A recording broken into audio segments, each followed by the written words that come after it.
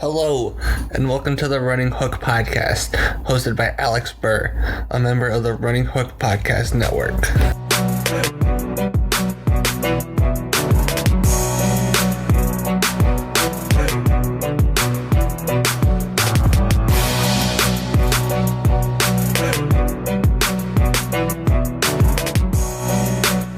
Hello, and welcome to the Running Hook Podcast. I'm very excited to be joined this week by my first in-person guest. And who better to be my first in-person guest than one of my best friends in the entire world, JD Hall. JD, what's up? Thank you. It's an honor. I feel very blessed to be here in your presence, and I'm ready to get this thing rolling. And so today we're going to be doing the all-NBA teams. As you might have noticed, I did the all-defense teams with Caleb Lynn, and I did the all-rookie teams with Dylan Hughes. You should go check those out. They're really fun episodes. And JD and I think we're just going to go ahead and hop right in. If you pay attention to the NBA at all, you know the concept of all NBA teams. It's the 15 best players in the league. And so we're going to go by positions on teams. And there's 3 all-NBA teams. So JD, let's start with your guards on the all-NBA team. 1 through 3. First team, I'm gonna go with LeBron James and Luka Doncic. I think LeBron is self-explanatory.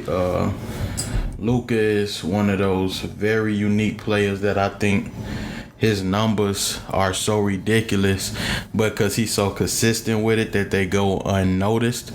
He give you 29, 9, and 9. Second-year player. He got Dallas in the playoffs. And I think with what he provides, Luka is really one of those players that deserve to be on the first team. I know it's other players that can be argued for, but I don't think any of them really is somebody that I can replace Luka off my list for. Second team, I'm going with Dame and James Harden. I don't think you really can argue for why Harden shouldn't be on there. But Dame, I mean, he's been on a tear this year. Honestly, if we not gonna say LeBron is a guard, then Damian Lillard been the best point guard all season. But because LeBron been playing point guard, Damian Lillard been the second best point guard all season. And I think the tear he went on around the time Kobe passed was truly Mamba mentality for real. So I really think that's the end of that as far as arguing for Dame. Then my last guards, somewhat controversial, but I think they both really got a strong point to be there. That is Chris Paul of the Oklahoma City Thunder and Ben Simmons of Philly. Ben giving you 17, 8, and 8, 36 minutes a game. I think what he did with Joel out this year showed how great he is, and with those numbers playing with Joel Embiid shows his dominance even with Joel there. I think he's defensive player of the year. He been guarding the 1 through the 5 this year very effectively. His numbers in the biggest games are the ones that stand out to me, like when he was forced to guard Giannis and produce on the other end. I think it's games like that that really show his importance to that team. For Chris Paul, look at what he did for the Thunder, a team that was not projected to even be in the playoffs, let alone in a 6 seed, and they over the team that just traded him, over the Houston Rockets. I think Chris Paul this year, man, just unbelievable. It's been one of those years you could consider it a breakout year due to him being underestimated and counted out, but I think what he did for OKC this year has just been phenomenal. So I can't leave him off the team. So I think, JD, before I give my guards out, I think we could agree this is one of the most talent-rich years just in like recent memory. Yeah, definitely. I think just with what's been going on this year for basketball has been insane. But with the way that all these players been producing this year, it's crazy. Because if you think about everybody that's injured, this could be a completely different list. Because we got Steph, Clay, Kyrie, all of these guys hurt. Then to leave off Westbrook, Kyle Lowry. Like this season probably is one of the most entertaining. And I forgot Kemba Walker. This one of the most entertaining seasons ever. John Wall still hurt. Bradley Beal, Devin Booker left off the list. I really love what every team got as far as one of their superstars. And for it to be a guard, it's amazing because you get to see great passing, great scoring from almost every team. I don't know. Paul George was hurt most of this year. It's so many. Donovan Mitchell. I mean, you could go on and on. I really love the talent level of the NBA and what they got for the future. But this year was one of the toughest to pretty much come up with a all NBA team, and especially at that guard position. And you know me. You know how much I love Bam. You know how much it hurt my heart to leave Bam off an all NBA team? Man, I think that was... See, it's one of those things that, like, you feel bad for leaving a person off because you can make an argument for pretty much 20 players this year. I think you could... Over, probably 30. You could probably go 5 all-NBA teams and you wouldn't be, like, out of place. Yeah, it's really been that kind of year for a lot of teams and a lot of players. But just a spoiler, Bam only left off one of our lists, not both. Oh, wow. Wow. Wait. Okay, you must have him as a forward or something, because if you left off the guy I'm thinking you left off, then... Stay tuned. Oh my goodness. I think we might we might throw hands later in the podcast. We'll see. So for my guards, my first team was actually JD's second team. I did not have LeBron as a point guard this year. Otherwise, he would have been first team all guard, obviously. But James Harden and Lillard were my guards. I thought Luka was great, but I just thought those two guys were better. Luka and Chris Paul were my second team. And then Kyle Lowry and Bradley Beal for my third team. I thought, like, Kyle Lowry, I thought you needed a Raptor, and I thought Siakam wasn't quite there in terms of all NBA for me. So I put Lowry there. I think Lowry probably is my most controversial pick. If Caleb Lynn listens to this, he's probably going to tell me to get a room. He's probably going to text me and tell me to get a room with Kyle Lowry whenever he listens to this. But I just think he's so talented, such a bulldog. So I think we have two guys to talk about, really. Probably Lowry. We should probably talk about Lowry, Beal, and Doncic. Let's start with Doncic. Why did you put him over Dame and Harden?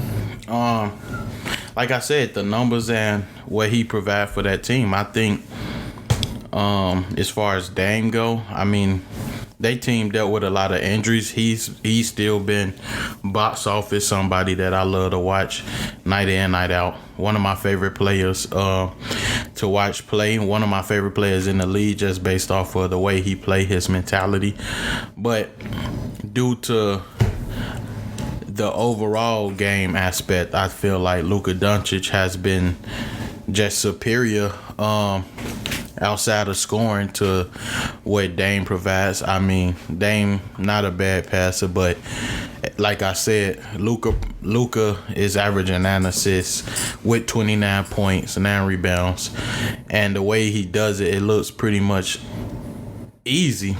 Play so smooth. With Harden, I think the fact that Harden got another superstar on his team, and they really, in my opinion, are underachieving just based off of certain people's expectations of them. I think Dallas are really overachieving considering the fact Porzingis hasn't really looked like Porzingis of New York that we all became accustomed to. But yet they are one of those teams that push every team to the limit. They in the playoff hunt, and Luka leading the way. and he's a better defender than both of them, in my opinion. I don't know, the way he doing it consistently, efficiently. It's hard to knock him, and it's only his second year. So when you think about it, he's only gonna get better, and he been doing this while missing key pieces to the team. Dwight Powell was his go-to guy. Yeah, Dwight Powell was his go-to guy in that pick and roll. Like I said, Porzingis working his way back. As far as the shooters around him, Tim Hardaway Jr. hasn't been as consistent. So what they do, they put Seth Curry out there, and he's just been a baller on the side of him. Dorian Finney-Smith benefit heavily from Luka. DeLon Wright hasn't played up to his potential. I don't think. I think DeLon Wright. I'm on the record as a big DeLon Wright fan. Same. I love him. But he definitely hasn't been up to his potential in Dallas. At least I don't feel like. I think part of it is he a ball handling guard, and he has his moments, but with playing over there, I don't think a lot of them really had that time to fulfill their potential, just due to the fact that Luka is just that special. With him being a ball handling guard as well, who you taking to lead that team, and when they take out Luka, DeLon Wright, I don't think, because he's getting the minutes that he probably would like, it's hard for him to catch a rhythm. But I don't know, it's like, as good as he can be, Luka is already past DeLon Wright at his best. Oh, I mean, DeLon Wright at his best is not as good as Luka Doncic at his worst day. That's just like, I hate to say it, DeLon Wright, I'm one of the founding members of the DeLon Wright fan club, but I just think, obviously Luka's superior, and you'd rather have the ball in his hands, being the pick and roll decision maker. But I think okay. I'm gonna ask you this question then: why isn't James Harden doing exactly what Luka is doing? Like, aren't they like pretty much? It's kind of weird to say, but aren't they kind of just like the same player, like in a sense? I thought about that, but to me, I say no. Harden not the defensive player Luke is. I think Harden not as efficient. Harden knows how to get points on the board. Harden can pass the ball, but Harden don't make the winning plays when it matters the most to me. And I know we haven't seen Luka in the playoffs yet, but just based off this season, Harden probably has had the better team. He certainly got the next best player. Westbrook is better than everybody on Dallas, and he had help. I say he had help with what Houston did. They made the trades. They didn't really deal with the injuries outside of Eric Gordon being hurt that Dallas had to, and they not that much better than Dallas. Yeah, Eric Gordon really bad this year. Yeah, coming back from an injury, so I don't want to bag on them, but really it's just like Houston didn't deal with as much as Dallas, and they're barely better than them. And with Harden, I think he focuses so much on scoring, it's detrimental to the team. Luka don't look to score every time he touches the ball. Luka he's a playmaker. He's gonna do whatever it is that's the right play. And if it's him taking a shot, him setting up another player, him getting an offensive rebound, he just make plays. Harden is a scorer. Can pass the ball exceptionally well, can rebound. But I think he really don't showcase it every night due to his one-track mind of, I'm going to put points on the board. And it's not a consistent shooting from him.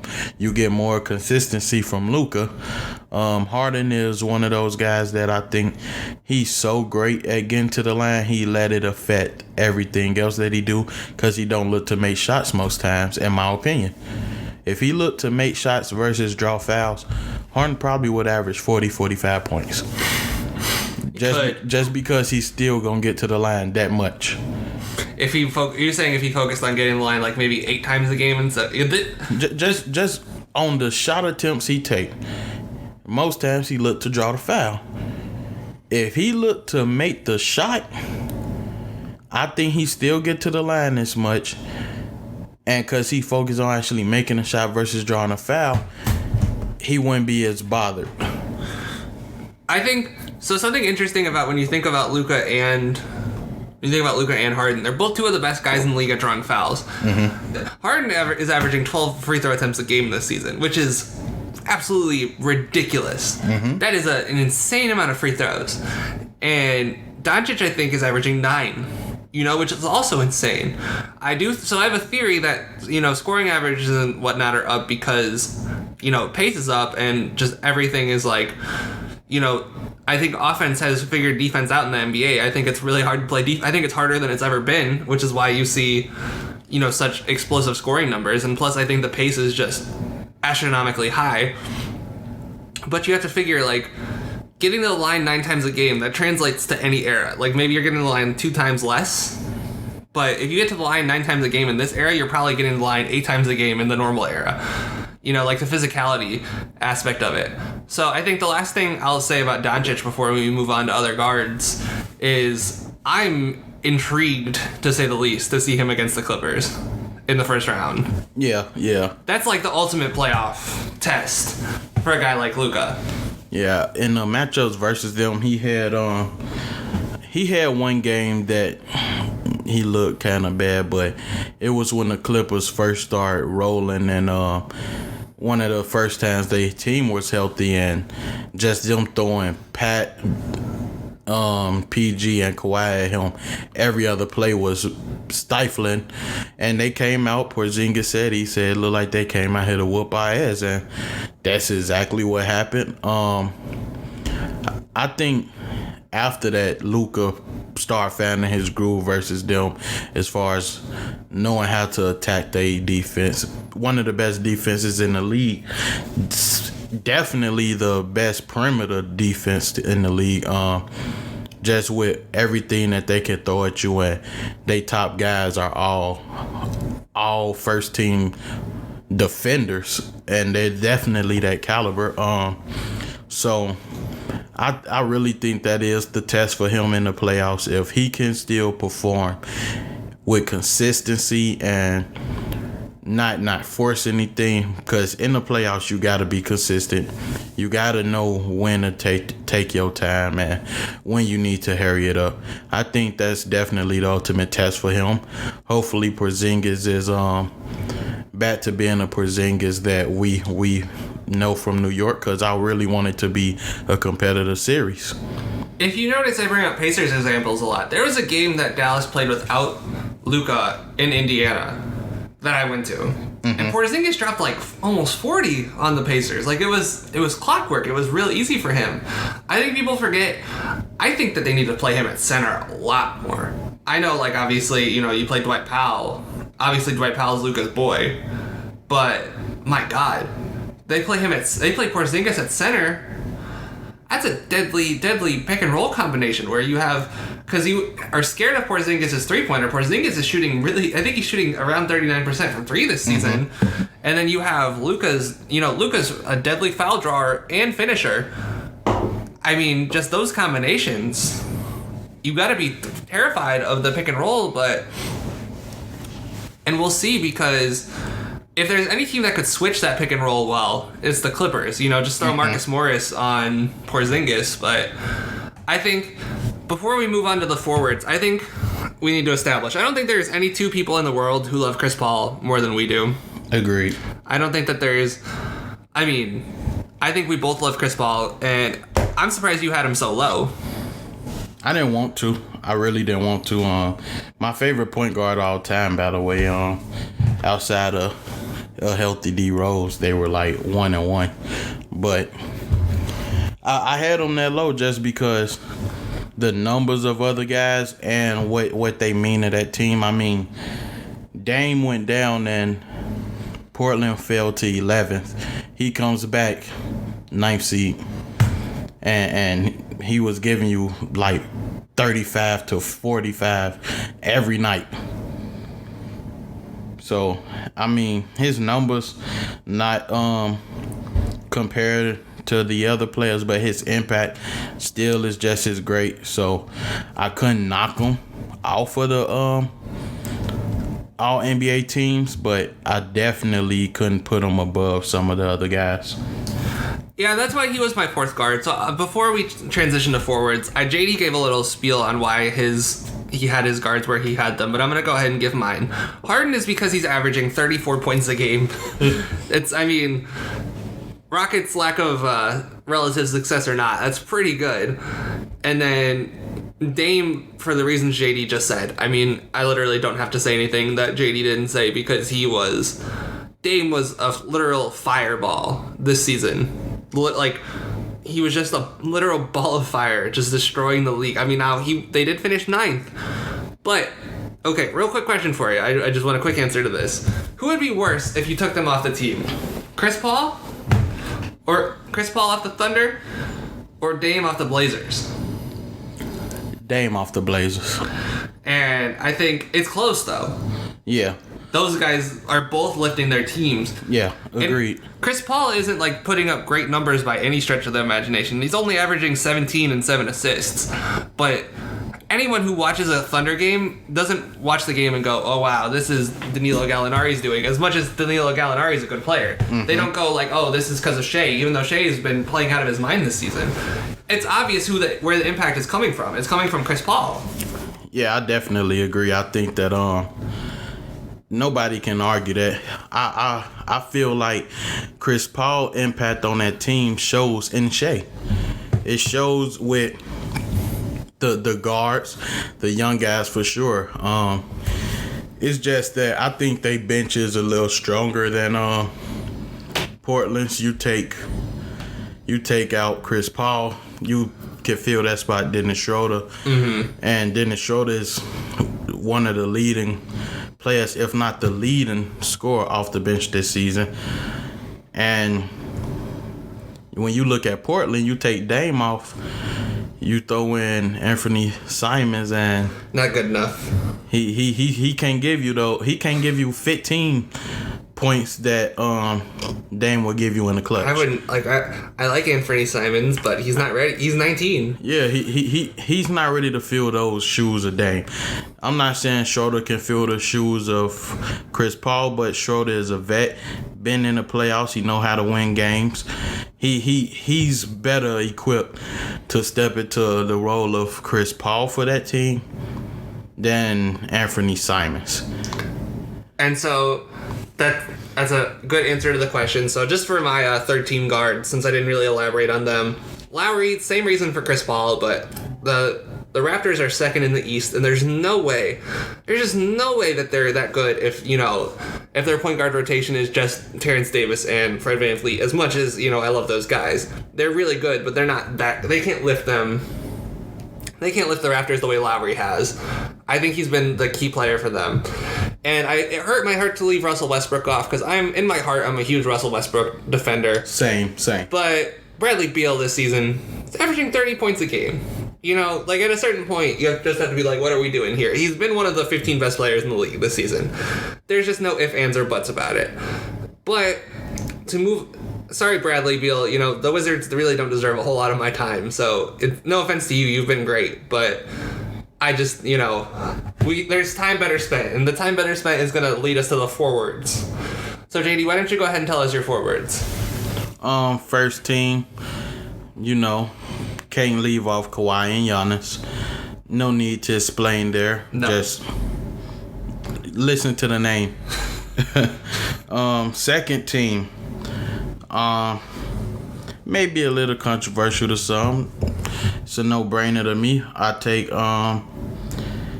Jimmy Butler and Jason Tatum. Third team, I go Pascal Siakam and Bam Adebayo.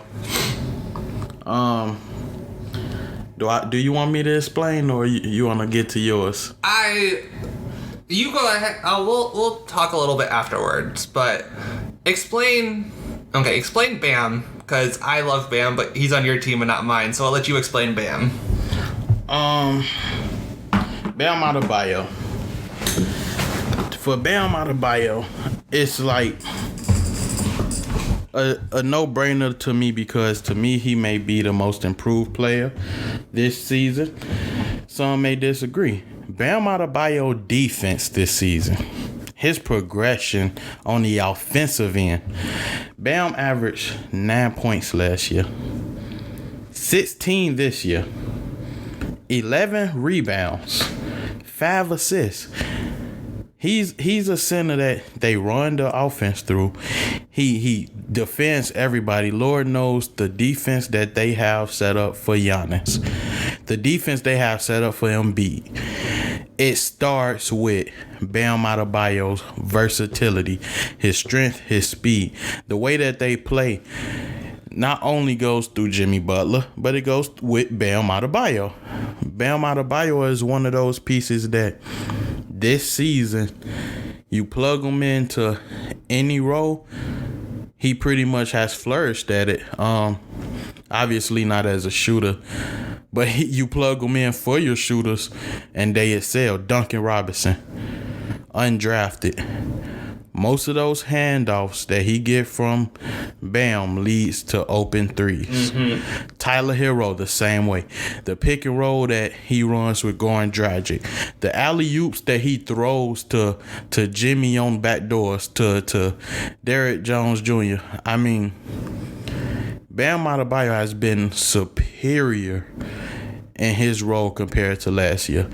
You put him in a situation that he's in this year, and he looked like he been doing this for maybe a year or two. And this is his really his first time stepping into a role where he's not only starting, but you put responsibility on him. Last season, the team wasn't thought of as much.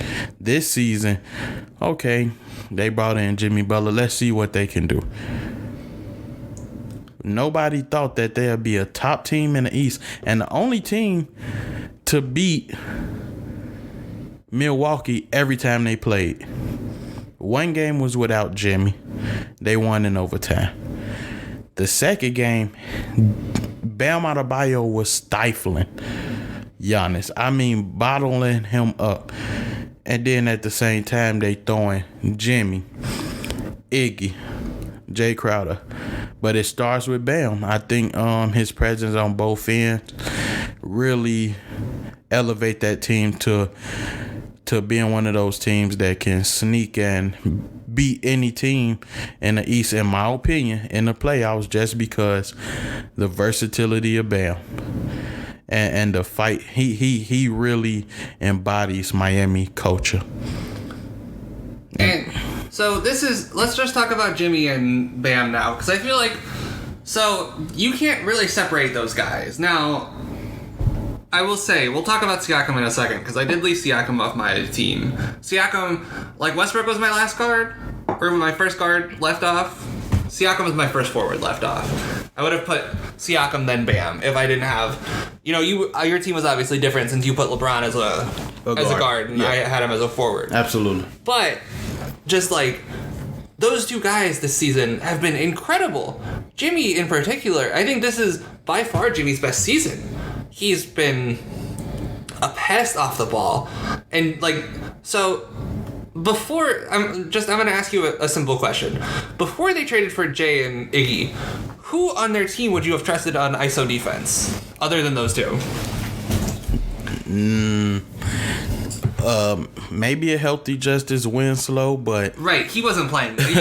He missed most of the season. He did not play this season. Yeah, so really you didn't really have much. Derrick Jones Jr. was learning more tricks of the trade, but that dude's as thin as a string of yarn. Yeah, it was really just his length, but couldn't trust nobody. Absolutely right, couldn't trust nobody. But Go ahead. I think that it shows just based off of what you said. Who would you put individually outside of Bam and Jimmy? But the fact that they team defense is so good, it comes from Bam and Jimmy. The way they work ethic, that is something that Miami is known for, but those two guys really embody it. Who would have thought Myers Leonard can protect the rim for like 10 minutes a game? Yeah. Nobody.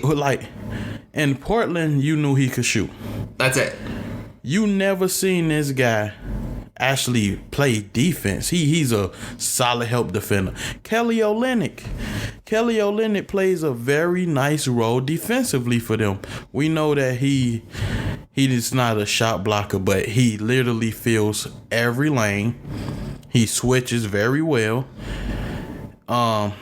We could go up and down. Kendrick Nunn, not a very good defensive player in one-on-one situations, but I think the confidence that Jimmy and Bam instills in the rest of those guys comes from just they work ethic. So those guys are comfortable with being out there on the island saying, all right, Jimmy in the lane, Bam got my back.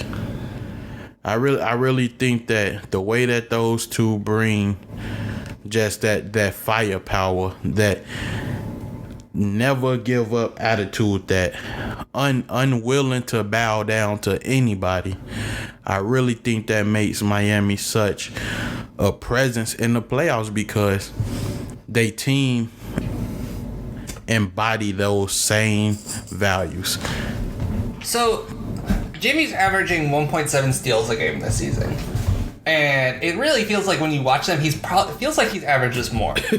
Like, just an incredible off-the-ball defensive player. Like, he does something on defense I've never seen anyone in the NBA do before. He just posts up at an elbow, right? And he doesn't let you pass the ball into any side of the court. Like, he basically takes away, what would you say, 40% of the court? Yeah, I think exactly what you said is true. He remind me of the way Kawhi played on-ball defense the last season in San Antonio when he was fully healthy, where whoever Kawhi was guarding, you made that person stand in the corner, and Kawhi still somehow shuts down the entire side. That's Jimmy Butler this year. Jimmy literally is in everything. So I remember the stats from when I did the all defense pod with Caleb, and I believe the Heat this season overall were 16th in defense. But it's pretty safe to say they would not be 16th in defense. And also, without those two guys, excuse me. And also, I just would like to point out, they would not make the All-NBA teams if these guys weren't so good on offense. Like, if they weren't, like, really high-level offensitive players. Jimmy's averaging 20 points a game, has 6.6 rebounds and 6 assists. That's basically Scottie Pippen numbers. He's playing like people said Scottie Pippen played. Now, is he as good as Scottie Pippen? No. But when you have someone doing your best imitation of him, and your best imitation of him is 80% of Scottie Pippen, that's pretty good. And so I'd say that, this is probably what it would be like if Scottie Pippen had his own regular team that wasn't, the 94 Bulls. The 94 Bulls low-key stacked. But, so, the other guy I did not have on my All-NBA list is Siakam. So why don't you go ahead and talk a little bit about Siakam? Because Siakam hurt my soul to leave off. Pascal. He leads Toronto in points. I mean, that was kind of a given knowing that Kawhi was leaving. Him and Anunoby defense this season is pretty much similar to what he and Kawhi did, where they able to switch everything. They bottling up whoever that they are on. And I think part of it is Pascal growth. His growth from last season to this season is very noticeable just because of the way he approaching every game. His confidence through the roof. We seen that last year, but this year it's different because not only is he accepting it on offense, but he's doing the same thing on defense. I think it was without a doubt that we knew he was going to be Toronto's go-to option. But he's still doing it within the floor of the offense. He's not going out his way. His ISO game has gotten a lot better since last year because his confidence is even higher. And I just think that, like you said about Lowry, they wouldn't be where they are without Lowry. But I think it's without Siakam as well.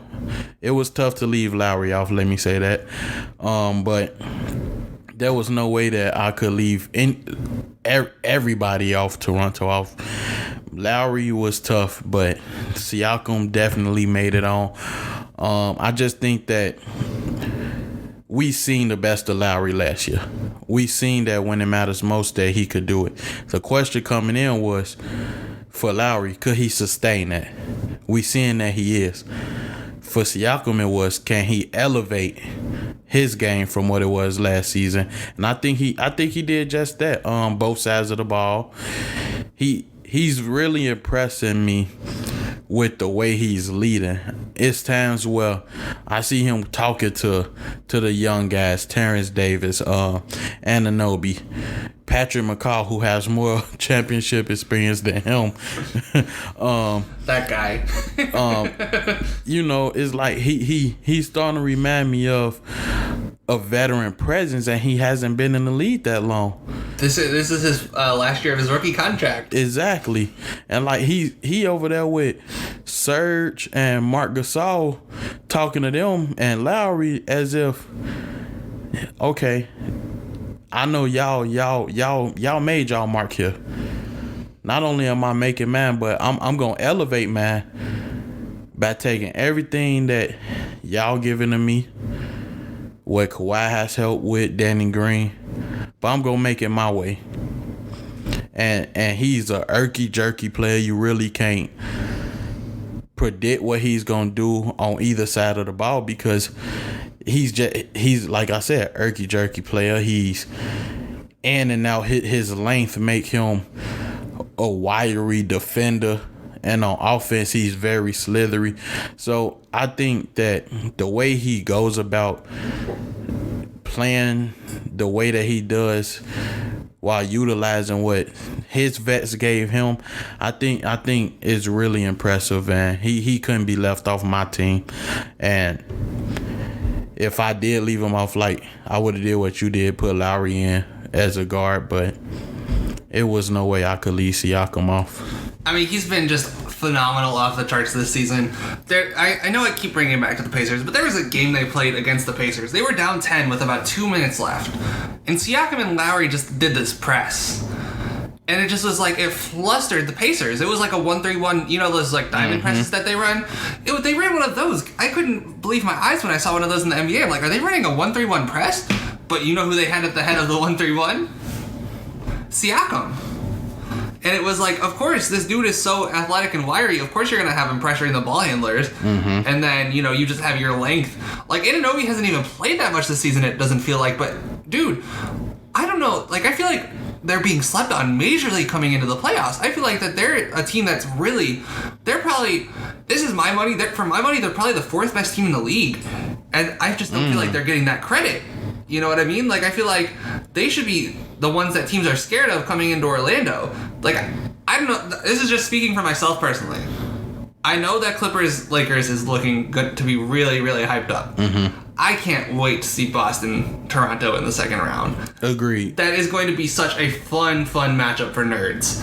Like, if you love basketball at all, you're going to love that matchup. It's just such an incredible matchup of styles. Mm-hmm. And we're going to talk about Tatum in a second because I feel like we can't not talk about Tatum.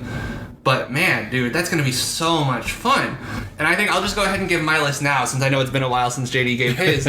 But, so I had Giannis and Kawhi as well. I just want to point out Giannis is averaging 29 points a game, 29.6 points a game in 30 minutes a game. Just literally insane. He doesn't even play fourth quarters half the time, it doesn't feel like. And he just is destroying teams.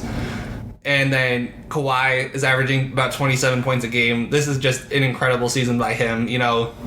It's funny, those two guys are the forwards on my all defense team forwards and center are exactly the same as my all NBA. Like, it's crazy. But those two guys are first team. I had LeBron as a forward, like I said. So I had LeBron and Jimmy Butler. Jimmy Butler was my fourth forward. And then for my third team, this is where I think it'll get interesting. I have Tatum. And I have Chris Middleton. I know this is a little bit of a sore spot for you, but I feel like he's been one of the 15 best players in the league this season. People have been saying he's been top 10 this season. I'm not going that far. No, never. Not going that far. But I feel like, okay, even if you don't agree with this, JD, if there were 4 All-NBA teams, would he make your fourth team? Yeah. Like, he's been too good to deny. For 40 game stretch, he averaged 22 points a game on 51 43 and 91 shooting. Like, he's been on he can't miss this season. And plus he's giving you good defense now. We'll see what he can do in the playoffs, but I heard somewhere that there was a little bit of, not like clear role definition last season with him and Brogdon. Because in Brogdon, obviously, you see the step he's taken this season. I think he was ready to be the lead dog, or at least second. And I think Middleton. So we saw what Middleton did in the playoffs against Boston his first couple seasons. Yeah, I think that there's a chance that he can do that again. I'm just curious to see. Miami's going to be a real test for them because they have Jimmy Butler, Jay Crowder, and Iggy now. Like those three guys I'll trust to guard Middleton. But, like if they can force switches, Middleton's a really good post-up player. Yeah. And if they can force switches with Nunn or Dragic or Robinson even, I think he's going to feast. Should. Tatum this season has taken a huge step up. You and I argue often about who's the best defensive wing on Boston, but make no mistake, Tatum's made a huge step forward in that department this season. Just an incredible defensive step from Tatum. And before, I think I want to dive into Tatum a little deeper in a second, but first, since we haven't really talked about LeBron, just wow, what a season from him. Just what a bounce back. This is the best defense he's probably played since 2013 in the 13 in the regular season, which I mean is kind of disgraceful by him. But if you're playing that deep into June every season, I don't really blame you after like 2017, especially when they were going to lose. But he's really bounced back on defense this season. Really he's been the best distributor in the league by far. Just wanted to shout out to him. But so I asked you this before, but I'm going to ask you this now. Tatum should be a top contender for most improved player this season, right? I think you can make the argument for him. It's just for me, I think due to the steps he made in the playoffs, we seen it from him. So like he wouldn't get as much credit if you just look at his his regular season numbers and say, dang, he upped his scoring 7 points this year. Know what I'm saying? From 16 to 8 points to 24. But then because of his playoff numbers, you like, okay, it's times he can step up in that moment and be that guy. And I said it when Kyrie went down the first year. Him and Jaylen Brown led that team in a ridiculous way to the Eastern Conference Finals. And I think last year we seen that it was moments where he could do it. I think the way he wanted to approach games didn't really help the team as far as having Kyrie Irving, who is also ball dominant there. But then bringing in Kemba Walker, you see that the chemistry better because Kemba don't mind playing off the ball. And I think it helped Jason Tatum as far as saying, okay, that's fine too. I get the ball in my hands more. When I need to get rid of it, I can. And it still plays call for me. I think his defense definitely stepped up this year. It's just as far as for the case of most improved player, I think for me personally, I look at guys as I did not see him capable of this. For Jason Tatum, I seen it. I knew this year was a make or break year for him just because he got what he wanted. He was going to be the number one guy, and it was either he going to step into that role and fulfill it or he's not. He definitely stepped into it, and I think his consistency, his efficiency makes him even more deadly in the playoffs. So going against a defensive team like Toronto, like you said, gonna make it even better to see how he deals with situations like that, because that's a team that's definitely gonna go after him. So I wouldn't put him in the most improved category just because we knew he could do this, but I would say that without a doubt he's an all NBA talent. And for what you said about Middleton, I don't think he top 15 this year, but top 20. I put him there. I mean, it's like at that point where when it's the last forward spot on the all third team, at that point you're kind of like dealing with semantics. Like I said, it was between him and Pascal, and I felt like, frankly, if I was gonna give a team two guys, it was gonna be the Bucks, who are 53-12. I don't think we pointed that out. They're 53-12. They've torn through the league this season, rather than Siakam, who the Raptors are, I think, 46-19. So, obviously Siakam's been phenomenal, and I love the way he's played this season. He's been top of the line, but I think we have some time where we could give some love to your boy Kawhi. I think he's been really. I want to go first because usually you're the Kawhi guy, but I want to give him some love. I think this is the best he's played in a regular season since probably 2017. Mm-hmm. I think that this season he's been out of his mind. Off the dribble, just doing what he did last postseason in Toronto, but just keeping it up, and that's so hard. He's been so good on offense, and this is his best defensive season probably since 2016. Mm-hmm. Hands down, this is the best he's played on defense in a while. Because that 2017 season you were talking about, they're not doing that anymore because they're like, oh, it's not the same Kawhi. But it is the same Kawhi. He showed up in the playoffs last season, and he's surprisingly done it through all 51 of the games he's played. And I just feel like, to me, I don't think there's a player you'd rather have in the postseason basketball. I just don't think there's a guy that's better suited for postseason. And I'm, obviously I said I was more intrigued to see Raptors Celtics. But I'm really curious to see how the matchups are handled in Lakers-Clippers in the conference finals, because we all know that that's what's going to happen. That's just to quote our friend Caleb Lynn, that's just the fact of the matter, And so, how do you feel about how Kawhi's played this season? Being a player that he is, you expect him to show up. By him being my favorite player, it's certain things that I want to see from him. And the defensive end is, I fell in love with the kind of player he was. And this season, I've been seeing it. Of course, we know the nagging knee injury that he got. But, man, when he steps on that floor, it looks as if it's last postseason at times, where he just dominate every facet of the game. You tell him go defend, okay. He gonna get you every steal you need. You can't make an entry pass around him, which is ridiculous. No. Whether he's guarding the passer or the guy posting up.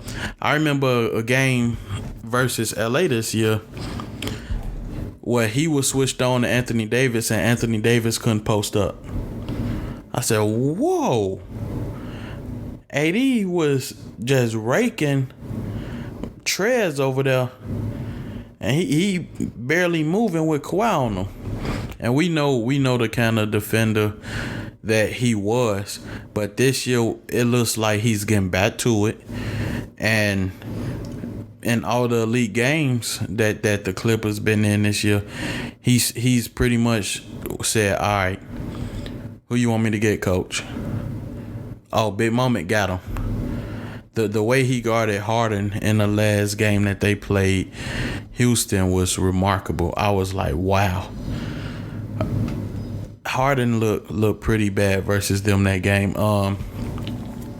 It was a game earlier this season when him and Paul George first game together. He guarded Kemba in the fourth quarter. And I said, man, I haven't seen Kawhi move this quick in a little minute. Because in the playoffs last season, he was guarding Draymond in the finals. The round before, he was guarding Ben Simmons. And like I always say, he's the one person I see that make Ben Simmons look like he don't belong on the floor. He make Ben Simmons scared to dribble, as he did Giannis. And I think it was in the playoffs we realized when he went from Ben Simmons 1 through 6 and guarded Jimmy in 7, the way he guarded Jimmy, then went to the next round. Okay, first 2 games, Giannis did what he wanted. Give him to me, coach. On messed up knees. Both his knees was shot. And it looked as if Giannis didn't belong on the floor with him. When you need him to rebound. Okay. Game 6, elimination game versus Giannis, averaging almost 14 rebounds. Okay, I'm going to get 17. I'm going to get 17 tonight, coach. I'm going to give you 27 and 17 in the elimination game versus the best team in the league. I got it, coach. I think with what he doing this season, is taking what he did in the postseason last year and said, watch me elevate. Scoring, it looks as if he don't even try sometimes. When he got a jump, everybody say he don't look as athletic. Kawhi didn't been catching bodies this year. His jump shot is one of the most unique things that I've ever seen, because he went from being a guy that his mechanics was terrible. Now it look like he just got the fundamentally sound jump shot you try to teach your kids. And then, before you continue, he's the best contested jump shooter I've ever seen. He's better, like, I haven't seen anyone shoot contested jumpers like that before. Now, maybe that's because I didn't catch Kobe in his prime. I think he's better than Kobe at shooting contested J's.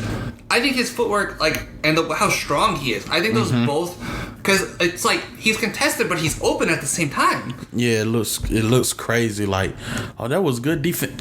Oh, he guard Kawhi. Like, that's how, like, even though Kawhi shot 16 of 39 in Game 7 of the last playoffs, it didn't seem like he was tightly guarded on any of them. And especially not the fourth quarter. No. He shot bad until going into the fourth quarter. And it was like, he's such a crazy good jump shooter. But I'm sorry, I cut you off. Continue what you were saying. I was just going to get into the one thing everybody said he needs to improve on. Oh, he don't make guys around him better. Not this season. Ask his teammates.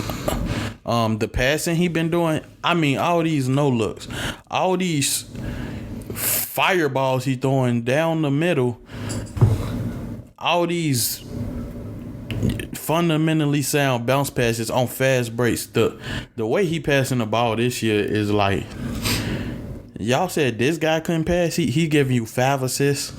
That's how you know he's an elite player, though. Like, that's the last, like, step before you're like yeah. You're the elite of the elite. Now, he was already elite. But, like, if you can't pass, then for me, you can't be in that level. On the top tier. You can't be a top tier player. But as I told some people, Kawhi was going to make that top tier no matter what, just due to defensively, nobody was going to give you what he could.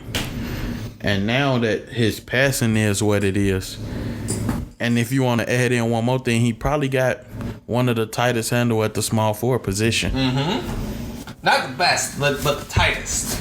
I think that's a key distinction. Like, KD has the best. Yeah, KD definitely got the most moves. But he has, like, the kind of handle where you're not going to steal it. Like, he doesn't get ripped often. Like, if Kawhi gets ripped, you're like, wow, that's a shocker. It's like everything that he do within his move set is so well did that, like, he gets in his rhythm every move, every bounce. That's why I said one of the tightest, because he's always in rhythm when he doing it. You won't find many players that could take it from him, if somebody can. And he don't look rattled when you get into him. He still get his moves off. He hit you with the 1 or 2 dribbles, and he in his spot. Just an incredible basketball player. Before we move on to the centers, and we won't spend as long on the centers because there aren't as many players, but I feel like we have to talk about Giannis a little bit. He's just had a, like, off-the-wall season. I think he's probably been the most dominant inside player since 2013 LeBron. I think that's probably safe to say. Like, just really incredibly dominant interior player. Obviously defensive, like, the blocks and steals have dipped a little bit, but, you know, he's not doing that as much anymore, which is good. The more offensive responsibility you take, you know, naturally the less defensive responsibility you're going to take, even though, like, Kawhi and Giannis both, obviously, I had them both on my all defensive teams. I just, you know, they can't do everything on defense.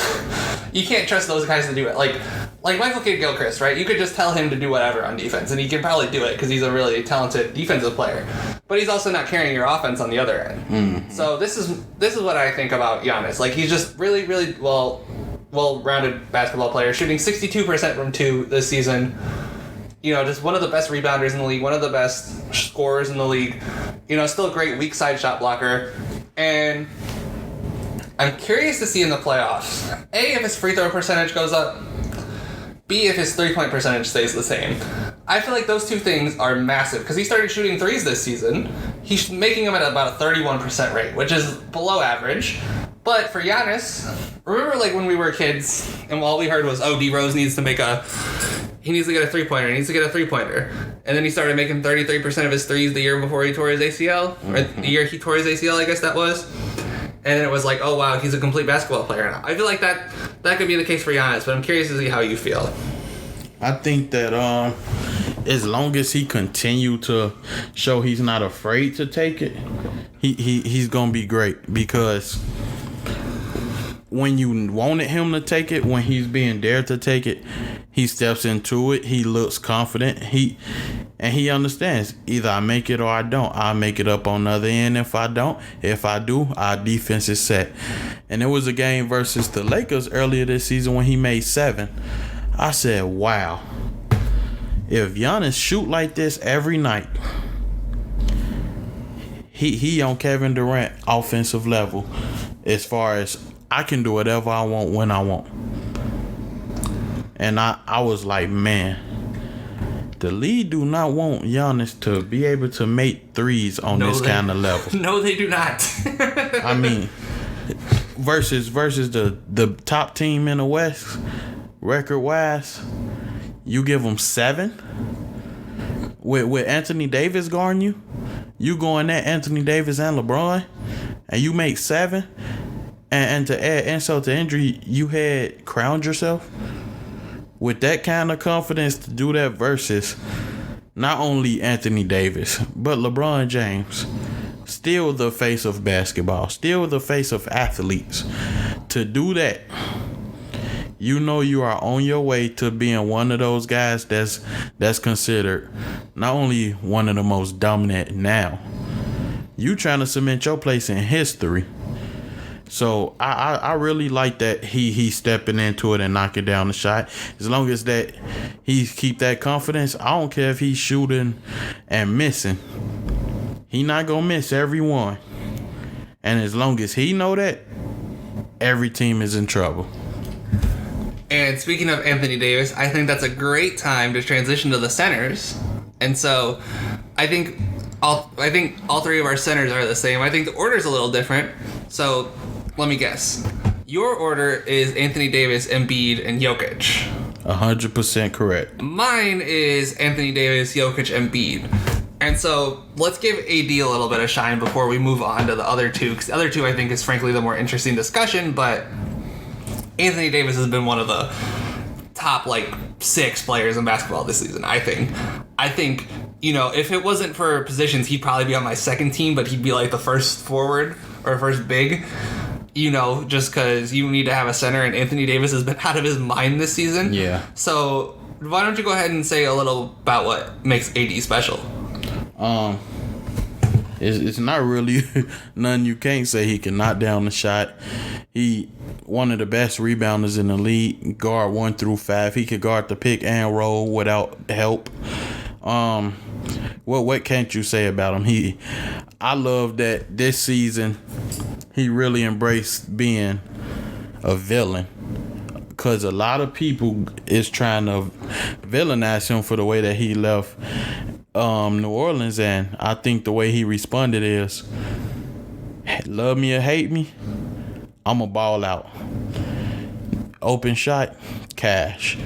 Oh, you put a hand up, it ain't high enough, cash. Oh, okay, y'all playing me with another big, I can put it up there for him. I played point guard before. Oh, y'all said I can't just do what I do on offense. I need to be a complete player. All right.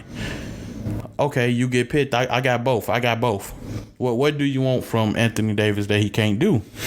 I mean, he's just one of those players. I love that. I love that he's accepting everything that's coming with playing with LeBron James. He's one of the few that's challenging LeBron. Most players that we seen that's younger that play with LeBron, like, all right, he know what he doing. Anthony Davis want LeBron to do everything he want from the rest of them. If you gonna tell us we need to do this, all right, make sure you doing it. Oh, they said that you can't play defense. All right, you with a great defender now. You playing defense with me. We both defenders. I love everything that he's been doing this year. I really can't stress it enough. I mean, it'll be easier saying what does he do that you don't want him to do versus your kind of team, versus your team, because he can do everything on the basketball floor. I love Anthony Davis. One of my favorite players. I hate that he on that team, but I love Anthony Davis. So, okay, before we move on to Jokic and Embiid, do you agree with me thinking that Anthony Davis is the key to this season's playoffs? So, okay, let me explain that sentence, because in case I'm not clear for, like, the audience. So, my reasoning is like, he's the biggest monkey wrench that you could throw against the Clippers. You know, I don't think the Clippers are as scared of Jokic, although they probably should be. I think Jokic has earned a certain level of fear, especially after how he played against Portland last playoffs. But I think, you know, he just inspires more fear. He's more athletic. He's the most athletic big in the league. You know, like, the only guy that's probably more athletic than him at his size is Kevin Durant, I would say. And obviously you take Kevin Durant over Anthony Davis 10 times out of 10. But Giannis. I mean, Giannis, yes, but I think AD's a little more skilled. I'd probably take Giannis over AD. But I think, you know, Anthony Davis is just an incredible basketball player. And I think, so we talked about JaMychal Green before, but I think that Anthony Davis might be, like, the biggest X factor in the playoffs just because he's so much, like, better than any other big that you could throw at him out west. Mm-hmm. I agree.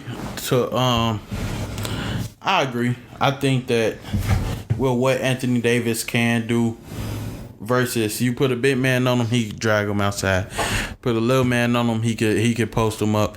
His mid range is automatic. I think for me, because I believe the Clippers can guard anybody.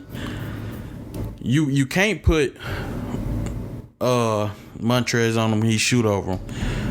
You can't put Marcus Morris on him in the clutch because he's going to shoot over him. He's going to draw a foul. JaMychal Green, he didn't do too bad versus him, but he shoots over JaMychal Green. The biggest thing you can do, put somebody with strength and length on him. Are we thinking the same thing here? I like the way I seen Kawhi do versus him. I was thinking that exact same thing. I remember Kawhi guarding him earlier this season in the fourth quarter. Anthony Davis didn't show up. Anthony Davis came into the quarter with 32 points. I don't remember him scoring after that. I think that's the best thing that the Clippers can do, and it's nothing against Anthony Davis. It just speaks on the defender that Kawhi Leonard is, really. I mean, he's the last non-center since Dennis Rodman to win Defensive Player of the Year back-to-back. And honestly, the year that they gave it to Draymond for the first time, Kawhi was arguably even better that year defensively. I think it would have been a crime though to not give Draymond any Defensive Players of the Year. I think he had to have won at least one. Yeah, but I agree I think he deserved it the year afterwards. Personally, I think he deserved it the year afterwards. But that year, I think what Kawhi did was tremendous. But that's the only thing that the Clippers can do, or any other team can do. I think with putting Giannis on them, Giannis got the strength, the speed, the length, but Giannis, as anybody that watch Milwaukee know, Giannis is not disciplined defensively enough to guard Anthony Davis, who got a skill set and moves the way he do. We seen when Giannis guard players with those kind of skill sets, with moves, with counters, he seems to get in foul trouble. So I don't know. I think Anthony Davis definitely the biggest X factor, because if he wants to dominate the playoffs, I think he can, because he playing with Rondo and LeBron, who's gonna put the ball anywhere he wanted it. Well, he's not playing with Rondo till the second round at the very earliest. They gonna get to the second round. I mean, yes, that's true. They gonna get there. I mean, are you telling me that you don't think the Pelicans or the Grizzlies or the Blazers are going to be an impediment to the Lakers' chances? If Dame averaged 40, CJ averaged 30, and Nurkic comes and averages a triple double, Nurkic give you 20 and 20, and Melo give you 20. If Melo we'll plays see like, it. If Melo plays like 2013 Melo, we'll see Portland eliminate them. I think Portland got the best chance to take the 8th seed, but with Trevor Ariza out, it's still tough. They don't have a true perimeter defender. That's my concern with Portland. I love Portland's team. I mean, I love Melo. Ariza, though, is a huge difference maker for them. Yeah. And shout out Ariza. I just want to say, I feel like a lot of people were giving him shit for doing that, but it's like, it's his kid. He only gets to see his kid 1 month a year, which is really, honestly, really sad. And let the man see his kid. That's more important than basketball. But I think that's a good time to transition on to our other two centers, Jokic and Embiid. And I feel like these guys inspire a lot of debates, particularly against each other. And it just was really curious to see. So I'm going to go ahead and start with my end of the debate, if you don't mind, JD. All right, that's fine. So my reason why I have Jokic over Embiid is actually really simple. I think Jokic has led them to third in the West, and he's been on fire since December 15th. Like, he's been, really unstoppable since December 15th. And that's about the same amount of games as Embiid has played all season. That's a huge... the Sixers are 6th in the East. They're terrible on the road. Obviously Denver's never going to be good on the road, but there's no way they can be as bad as the Sixers are this year. I mean, the Nuggets are probably one of the top 5 teams in the league, maybe 6th if you think the Celtics are better. Pick your poison, whatever. I don't really care when it's at that level. But the Nuggets have just been really good, and a lot of their pieces haven't been performing as expected. Jamal Murray hasn't been at the level he played at in last playoffs. Will Barton's probably been their next best player after Jokic, or their next best player consistently after Jokic. Mm-hmm. I mean, Murray's making way too much to be performing this way. That's just he's not making that much this season, but if he keeps this up next season, he's going to be way overpaid for what his production is. Otto Porter. Yes, but that's going to be who it is. I think that's a really great comparison, actually. And I just think that, it's not Embiid's fault the Sixers are a really janky roster. It's not Embiid's fault, but at the same time, I don't know how you feel about this. A, I feel like the Nuggets would win the East or win the West if Embiid was their center. Mm-hmm. And then, because I think Embiid is personally a better player. But B, I think that if the 76ers still had their, 2017 team with Redick and Saric and Covington, that team probably is one of the top teams in the East. I don't know why they ditched that all in the name of chasing stars. They had 2 stars already. I think the Jimmy pickup was good enough. They didn't have to go after Tobias. Exactly. Because they lost Shamet. And when losing Shamet is a big problem, they ran similar plays for him as they did JJ. And they had both of them. You take out JJ and you put in Shamet, you can run the same plays.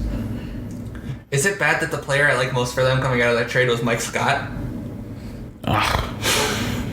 He's really the only one that Tobias steps in and makes the big shots consistently. Speaking of overpaid, my God, why give Tobias Harris that contract? What did he do to deserve it? He played good for another team. He played better for the Clippers than he did for the Sixers last year. Exactly. I just... And it's such a shame because you know that Simmons and Embiid are going to break up and they're going to be like one of the great what-if duos in history. Penny and Shaq. Literally. I mean, and the thing is, they're better than both of those guys defensively. Go look at Embiid's numbers, right? Yeah. I hate that I'm having to argue Jokic over Embiid because Embiid, on defense, the 76ers are like 8 points worse when Embiid's not on the floor. Yeah. That's like that's like one of the biggest differences in the league for like a guy that plays as much as he does. And it just is like, wow.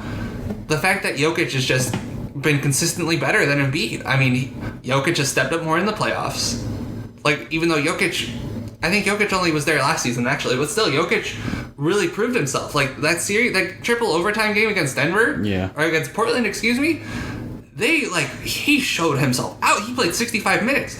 That's the thing about Jokic that nobody notices. He's hella durable. That dude plays a lot. Yeah. And he's like, at a certain point, you just have to reward the durability and the, consistency of a guy, even though he frankly sucked in November. He didn't suck. He was averaging like 17, 7, and 6 assists. But you just have to reward the guy who's been playing all season and whose, team has a better record in a harder conference. At least for me. I know you differ. I love the argument you pose, but the thing for me, what I love for Jokic was it started versus San Antonio. He stopped looking for assists. He's going to get those assists because he got to be double teamed when he goes to the block and work. And see, I think it's because he searched for assists so much, it takes away from what he truly could be offensively. He could get those same 7 assists. With 25 points a game. I agree with that wholeheartedly. 27. He can knock down threes.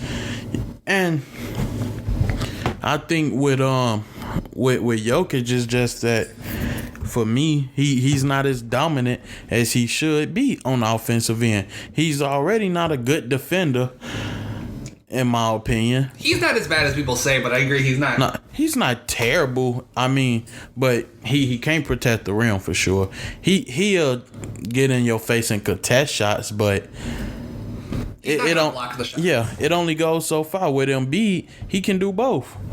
And Embiid at his best, since Barkley and Shaq challenged him to show his dominance, Embiid has been a monster. He's been consistent with knocking down threes. I think the biggest thing for Embiid is durability. I'll take Jokic 10 times out of 10 if I need somebody to just be durable, because we know how Embiid is. Something is wrong. Something is always wrong. But I can't. Outside of assists, all Embiid's numbers better. Outside of assists. So I mean, yeah, Jokic in a harder conference with a better team, it's with records and stuff. But I think that they constructed better as well. I can't knock Embiid for that. That's front office business. But he goes out there, he does what he have to do, and he impacts the game. He's a dominant player. When Joel is on, I don't know if I slurred my words there. When Joel is on, is there like a better player in the NBA? Like, legitimately asking. I think when he's at his absolute peak, I don't think there's anyone in the league that's better than him. But the problem is we don't see that peak enough. I think he just is such an outstandingly dominant player. I know this has like been repeated so many times. They need to either improve the shooting or just not play or not have Simmons and Embiid together. That's just like I think, and if you're gonna keep one of them, I'd probably keep Simmons just because he's more versatile. But at the same time, it's like, you throw Embiid on a team like Charlotte, they're gonna win like 45 games. Hell, you could throw him on the Knicks and they'd win 45 games. Just like, I don't know. It feels like Embiid just brings you a baseline level of competence just because he's that great.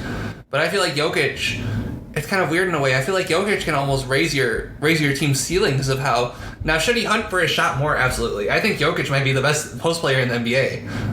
I just think that he's one of. Yeah. He's probably the best low post center in the NBA. I just take Embiid.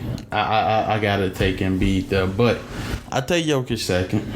I mean, it's like, it's not, both of them are so close in ability. Like, they're both really talented. I just feel like there's something holding each of them back.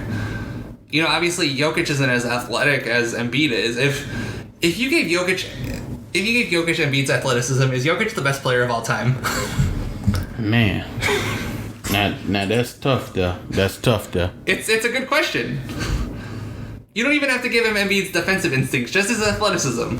He gonna be better defensively if you give him that. I don't know. I think Embiid, personally, I think the game would be better overall if he didn't have to shoot threes. I did not realize he was shooting so well this season. 35%, that's his best percentage since his rookie season. You know, just always great at getting to the line. 81% from the foul line, nothing to sneeze at on almost 9 attempts. 23 points a game. You know, should be averaging more blocks this season, but I think the injuries and playing with Horford might have something to do with that. By the way, real sneaky bad signing. That might be one of the worst signings in recent memory. Yeah. I agree. I mean, it might be better when he's playing as the sixth man, Horford, that is. You know, he can create. We know Horford has a really good distributing ability. Horford's one of the best passing centers. I don't think Horford fell off a cliff. I think this Sixers team is just really, really terribly constructed. Yes, completely agree. And I think that's where so much criticism for Embiid and Ben Simmons creep in there, because people are like, well, if they're your superstar, they'll make it work. They can only do so much. Ben Simmons has been a star this year when he can. Embiid has been dominant this year when he can. But they can only do so much with the team around them.